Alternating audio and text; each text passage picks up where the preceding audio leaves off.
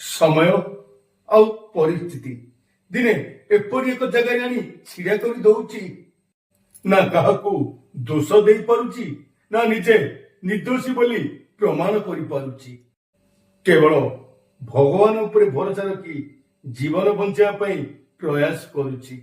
ଯେଉଁ ପ୍ରେମ, ଯେଉଁ ପରିବାର, ଯେଉଁ ସମ୍ପର୍କୀୟ ଦିନେ ମୋ ପାଇଁ ବ୍ୟତିବ୍ୟସ୍ତ ହଉଥିଲେ, ସେହି ପ୍ରେମ, ସେହି ସମ୍ପର୍କ ଆଉ ସେହି ପରିବାର ଆଜି ମୋତେ ଦେଖିଲେ ଘୃଣା କରୁଛନ୍ତି। ସମୟ ତା ବାଟରେ ଚାଲିଛି, କିନ୍ତୁ ମଣିଷ ନିଜ କର୍ମ ନିଜ ବାଟରେ କରି ଚାଲିଛି।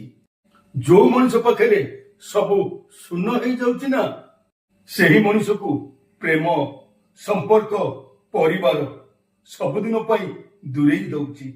ପ୍ରେମ, ପରିବାର ପାଇଁ ଯେ ଦିନେ ଭଗବାନଙ୍କୁ ଡାକି ନଥିଲା, ଆଜି ତା ସହିତ ଭଗବାନ ଅଛନ୍ତି।